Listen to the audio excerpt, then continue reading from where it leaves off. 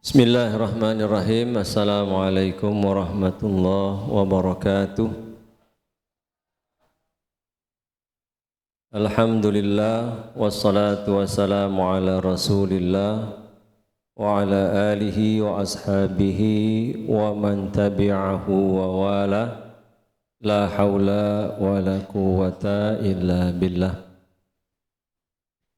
Bapak-bapak dan ibu-ibu serta jamaah sekalian yang dirahmati Allah, kembali kita panjatkan puji dan syukur kepada Allah Subhanahu wa taala karena rahmatnya, karena nikmatnya kita sudah menyelesaikan ibadah Ramadan kita hari yang ke-14. Sekarang kita memasuki malam yang ke-15. Betul ya? Kita berdoa mudah-mudahan Allah Subhanahu wa taala berkenan menerima semua ibadah yang sudah kita lakukan. Dan kita juga berdoa mudah-mudahan Allah Subhanahu wa taala terus menambah semangat kita sehingga kita bisa menyelesaikan seluruh ibadah Ramadan kita insyaallah.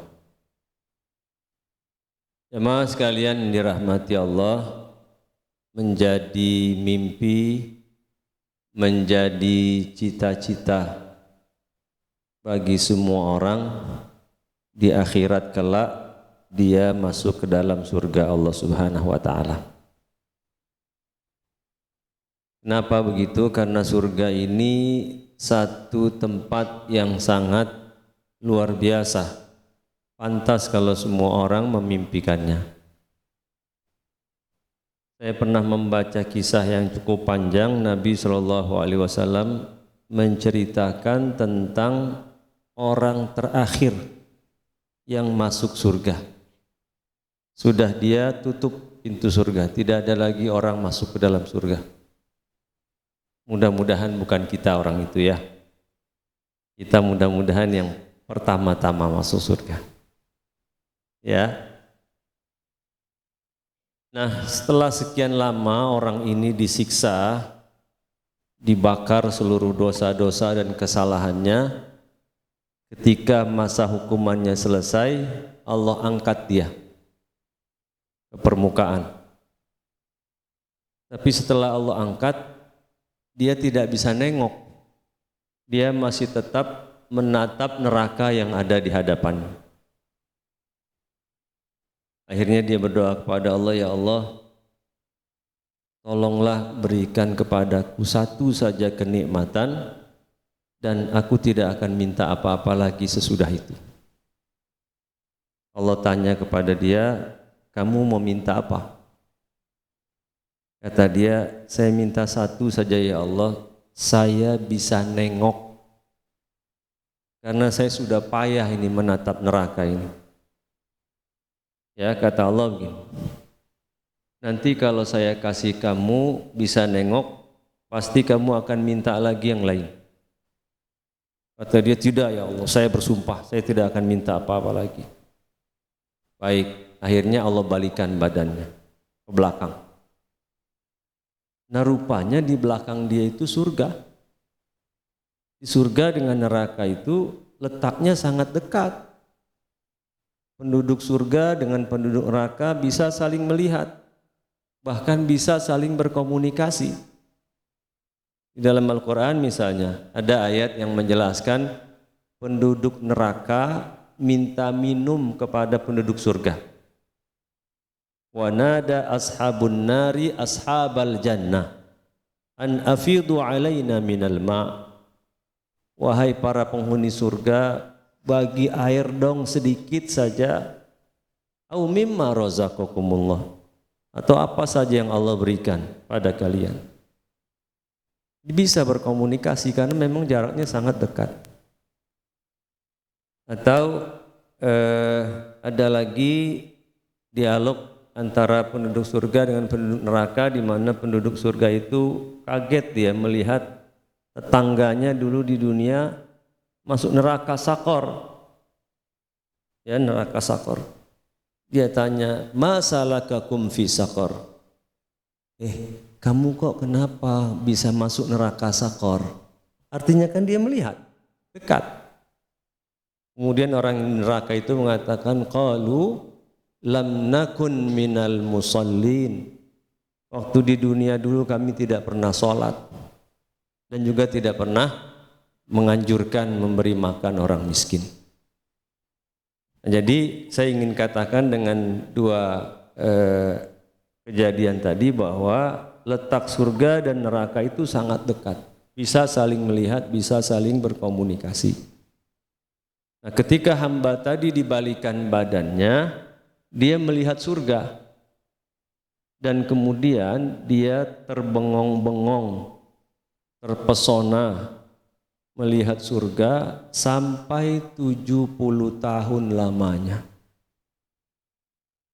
Coba Bapak Ibu bayangkan lagi, tempat mana di dunia ini yang paling indah yang pernah Bapak Ibu kunjungi dan berapa lama Bapak Ibu terpesona melihat tempat itu? Paling-paling cuma hitungan menit, ya kan? Ini ada orang terbengong-bengong melihat satu pemandangan sampai 70 tahun. Apa artinya? Artinya setiap sentimeter ruangan di dalam surga itu indah semuanya. Dinikmati semua. Dan itu pun surganya surga kelas terakhir. Ya, bagaimana lagi dengan surga Firdaus A'la yang paling tinggi. Nabi mengatakan kalau kamu berdoa masuk surga, mintanya surga Firdaus yang paling tinggi. Ya, jadi sekali lagi bahwa menjadi satu mimpi, menjadi satu cita-cita semua orang untuk bisa masuk surga. Tinggal pertanyaannya, bisakah kita merealisasikan, mewujudkan mimpi kita itu? Artinya kita termasuk ahli surga atau tidak? Wallahu alam, itu hanya otoritas, hak prerogatif Allah Subhanahu wa taala.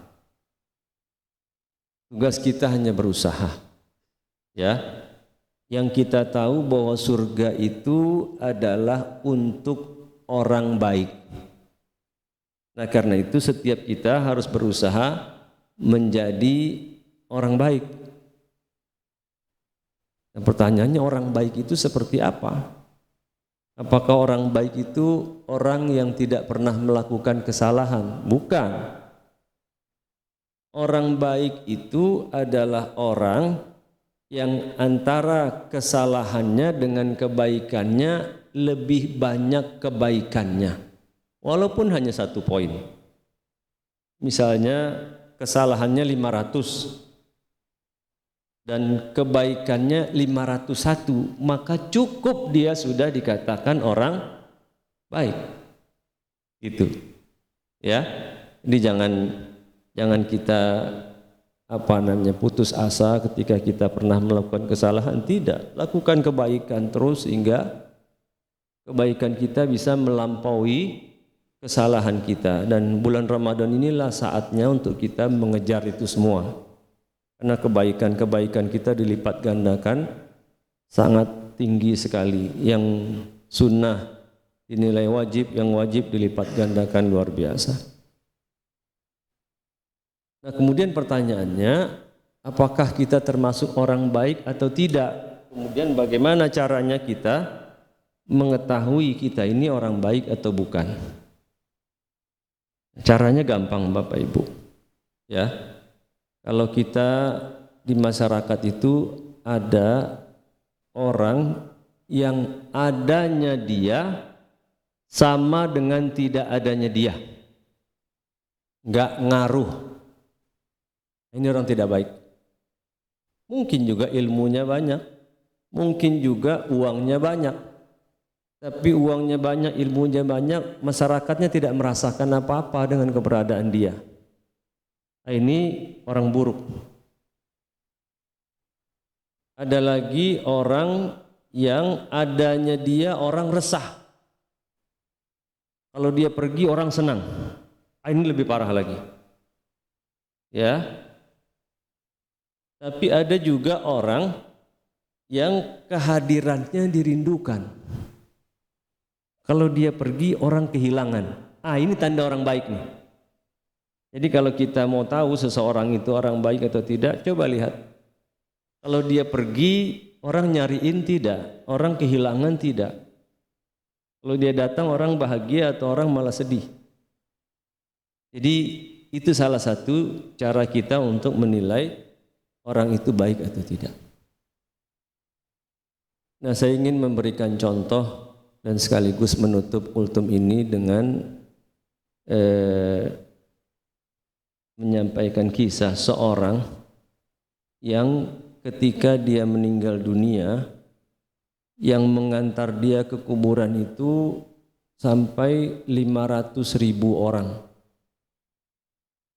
Penduduk Kecamatan Sukmajaya ini dari Mekarjaya, Baktijaya, Abadijaya, Sukmajaya, Tirtajaya, Cisalak, 6 kelurahan, itu cuma 350.000. Jadi kalau 500.000 itu mungkin Sukmajaya plus Cilodong.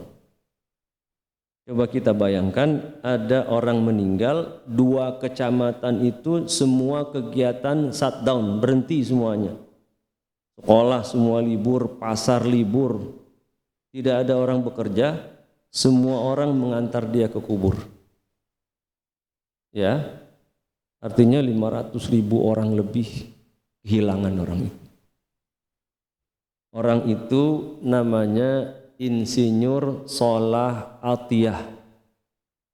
Nanti Bapak Ibu kalau mau lihat ceritanya lebih jelas lagi, pulang sholat tarawih nanti buka YouTube, ketik Insinyur Solah Atiyah, SHOLAH, Solah Atiyah, ATH, ya, Atiyah. Dia orang Mesir. Ya.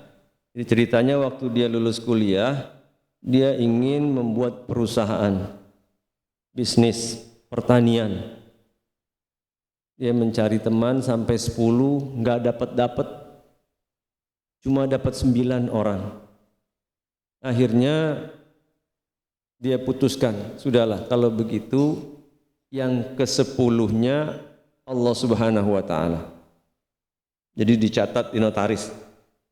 Ya, nama perusahaannya, pemiliknya 10, yang 9-nya orang, yang ke-10-nya Allah Subhanahu wa Ta'ala. Tiap-tiap orang punya tugas masing-masing dan juga punya share masing-masing dari keuntungan. Ya. Nah, adapun tugas Allah Subhanahu wa Ta'ala adalah menjaga usaha itu, jangan sampai diserang hama, jangan sampai diserang virus, jangan sampai rugi. Dan hak Allah, share untuk Allah 10% dari keuntungan perusahaan itu.